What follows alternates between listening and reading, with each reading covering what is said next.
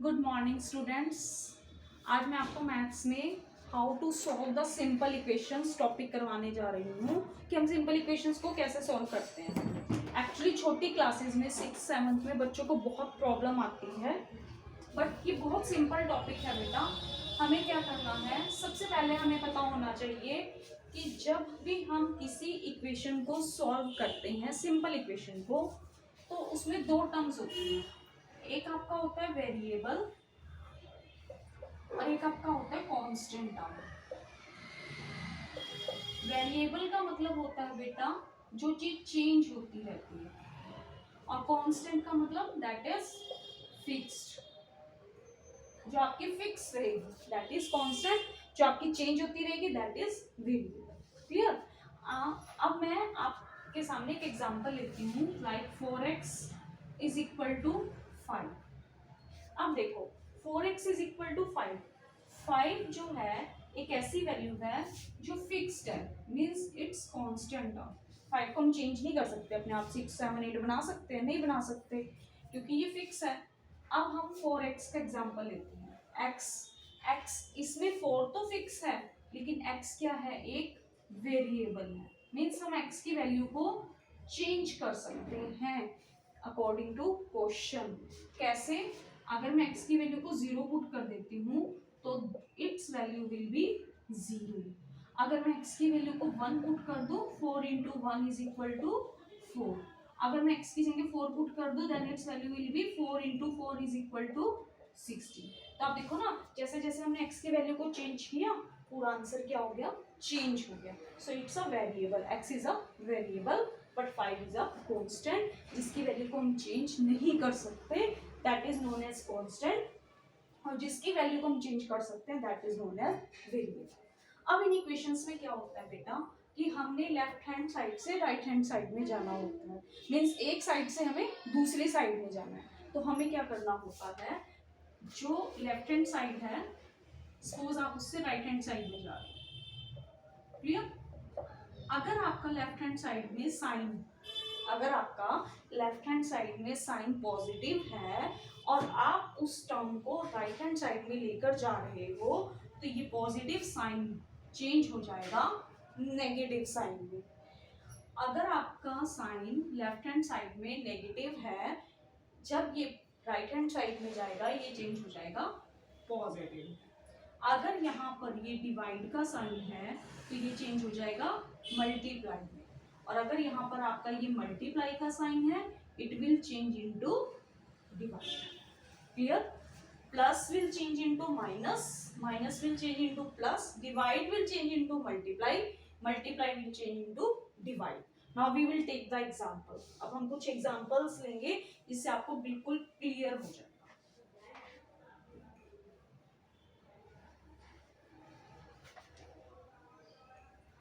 Suppose I am taking the example like 4x plus 5 is equal to 8.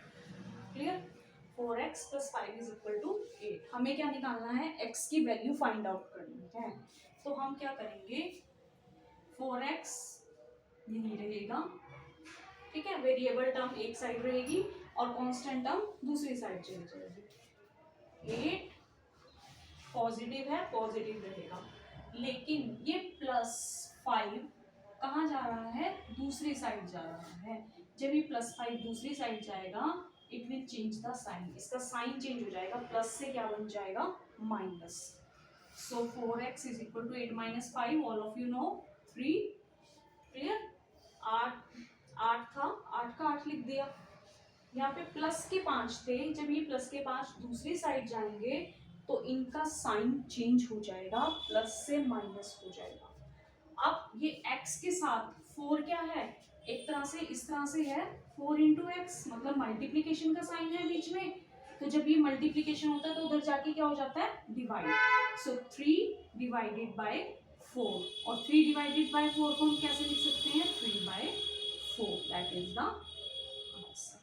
Clear? सबसे पहले हमने क्या करना है, हमने साइन चेंज करना है जब हम एक पोजीशन से, एक साइड से दूसरी साइड को लेके जाएंगे। उसके बाद multiply will change into divide. अब हमें कैसे पता चलेगा बेटा ये हमारा क्वेश्चन ठीक है या नहीं है, तो हम क्या करेंगे, अपने आंसर को वेरीफाई कर सकते हैं कि हमारा आंसर गलत है या सही है। तो उसके लिए हम क्या करेंगे, हम पहले क्वेश्चन लिखेंगे 4x + 5 = 8। नाउ वी विल, अब हम क्या करेंगे, ये वाला जो आंसर हमारा आया है इसको हम x की जगह लिखेंगे। x की जगह हम क्या लिखेंगे, जो हमारा आंसर आया 3/4 + 5 = 8। 4 and 4 both will be cancelled, so what will left, 1 × 3 + 5 = 8। 3 1s are 3 plus 5 = 8। 5 + 3 8, 8 = 8। Both the sides are equal, left hand side is equal to right hand side, so our question is correct। Clear. हमने क्या किया, सबसे पहले हमने जो हमारी x की value थी उसको पुट किया x की जगह, both will be cancel out because both the terms are same, दोनों सेम है तो कट जाएंगे। 3 1s are 3, 3 + 5 is 8, 8 = 8। Now we will take the another example।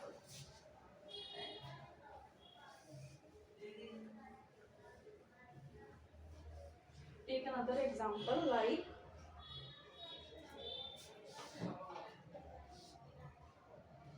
2y - 5 = -7।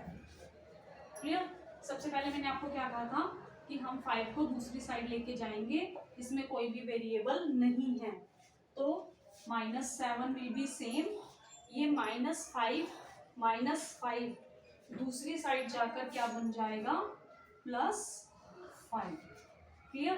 Then 2y = अब बेटा -7 + 5, आपको पता है कि 7 में से हमें क्या करना है, 5 को सब्ट्रैक्ट करना है, आंसर विल बी 2। लेकिन क्या अब हमारा आंसर 2 होगा, नहीं। अगर हम आंसर 2 लिखेंगे then it will be wrong, तो हमारा आंसर गलत हो जाएगा। क्यों, क्योंकि अब हमने साइन भी देखना है। हमारा साइन 7 का साइन जो है वो नेगेटिव है और 5 का साइन क्या है, पॉजिटिव।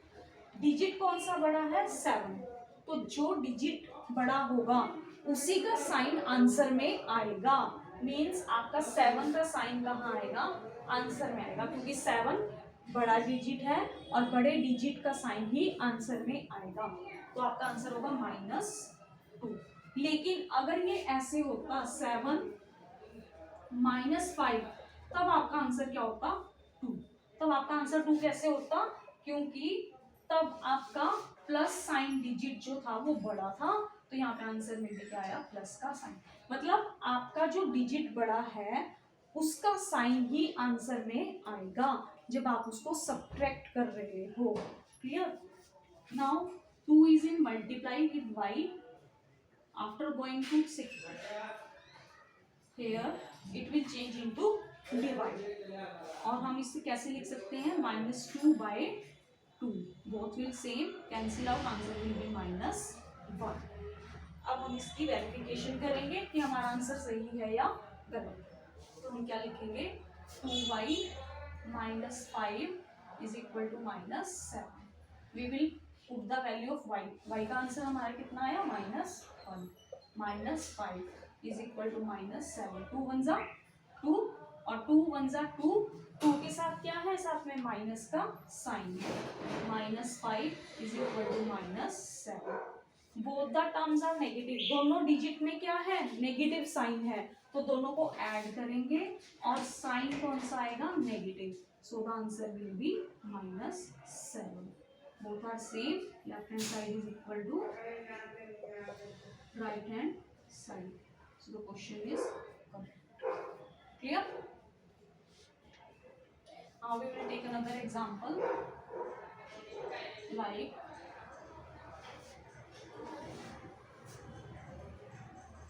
3y/2 - 6 = 4।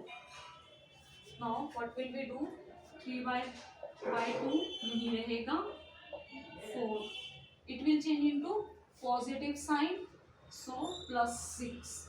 clear। 3y = 10। अब देखो बेटा, ये तो सिंपल हमने वैसे ही किया, इसको उधर ले गए, ये ऐड हो गया, दोनों 10 आ गया। लेकिन अब हम क्या करेंगे, y is equal to 10। 3 multiply है तो वो कहाँ चला जाएगा, डिवाइड में। 2 यहाँ पर क्या है, डिवाइड में, तो दूसरी साइड जाकर क्या हो जाएगा, multiply. Multiply will change into divide, divide will change into multiply. So the answer will B 20/3। Clear? First of all, what we have done, 6 plus 4, it will be 10. Divide will change into multiply, multiply will change into divide. Now we will verify the question कि हमारा answer सही है या नहीं। 3y upon 2 minus 6 is equal to 4। अब हम क्या करेंगे, y की जगह ये वाली वैल्यू पुट कर दें। 3 into 20/3, 2, this one 2, minus 6 is equal to 4. 3 will be cancel out. 2 ones are 2, 2 tens are 20. 10 minus 6 is equal to 4. 4 is equal to 4. So both the sides are equal. Answer is clear. Now we will take another example. I think आपको समझ में आ रहा होगा और आपको अब ये topic easy ही लगेगा। Next one question is -5y upon 6 minus 2 is equal to -3। So what will we do, तो आप सबको आ गया होगा, -5/6 will be here, 2 will go to that side, minus will change into plus, clear, and 3 -3 plus 2, answer will be 1, but negative sign because negative is with the bigger digit, बड़ी digit के साथ negative sign है, तो answer में भी क्या आएगा, negative आएगा। -5/6y, minus minus will be cancel out, y will remain here, 6 यहाँ पे क्या है, डिवाइड में है, उधर जाकर क्या हो जाएगा, मल्टीप्लाई। यहाँ 5 मल्टीप्लाई है तो दूसरी साइड जाकर क्या हो जाएगा, divide. So 6 1 are 6 upon 5, that will be our answer. Now verify this question. -5y upon 6 minus 2 is equal to -3. -5 upon 6, y value is 6/5, -2 is equal to -3. 6 will be cancelled, 5 will be cancelled, -1 -2 is equal to -3। अब देखो बेटा, दोनों में minus sign है, दोनों terms में क्या है, माइनस साइन। जब दोनों टर्म्स में माइनस साइन होता है तो दोनों डिजिट्स को क्या कर देते हैं, प्लस कर देते हैं। 2 + 1 is 3, लेकिन साइन दोनों में नेगेटिव है तो आंसर में भी साइन क्या होगा, negative. So left hand side is equal to right hand side, our answer is